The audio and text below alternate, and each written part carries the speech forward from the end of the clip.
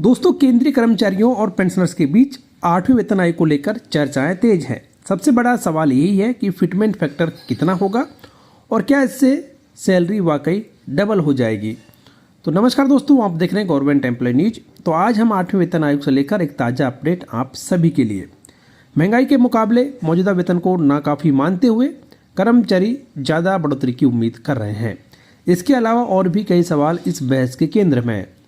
इन्हीं अहम सवाल जवाबों को लेकर एक महत्वपूर्ण चर्चा हुई, जिसमें ये सामने आया कि सरकारी कर्मचारियों के लिए 8वें वेतन आयोग में अच्छा फ़ायदा मिल सकता है।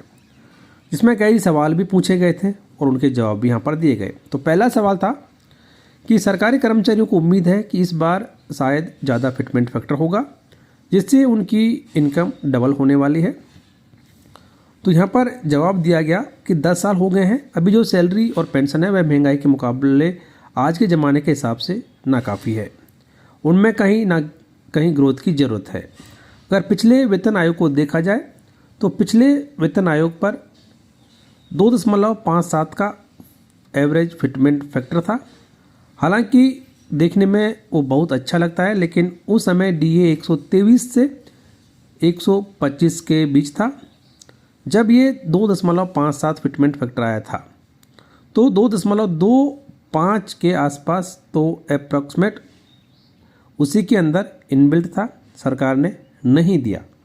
सरकार ने 15 से 25% के बीच ग्रोथ दी थी। हालांकि छठे वेतन आयोग में हमें ठीक ठाक ग्रोथ मिली थी। अगर हम मिनिमम फिटमेंट फैक्टर जो आएगा उसकी बात करें तो वह 2.13 फिटमेंट फैक्टर है।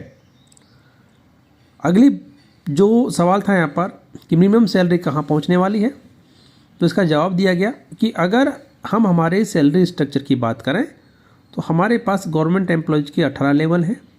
लेवल 1 में बेसिक सैलरी 18,000 रुपये है और आज के डेट में तकरीबन 58% महंगाई भत्ता तो दिया ही जा रहा है। अगर हम उस कैंडिडेट की सैलरी की बात करें तो वो मिनिमम कहाँ चला जाएगा, तो जो मिनिमम सैलरी है वो लगभग 38,340 रुपये तक हो जाएगी महंगाई भत्ते को DA में मिलाने के बाद। तीसरा सवाल था कि अगर 2028 में 8वां वेतन आयोग आधिकारिक रूप से लागू होता है और इस दौरान कोई ऐसा कर्मचारी है जो कि रिटायर हो जाता है तो उसकी सैलरी कैसे कैलकुलेट की जाएगी।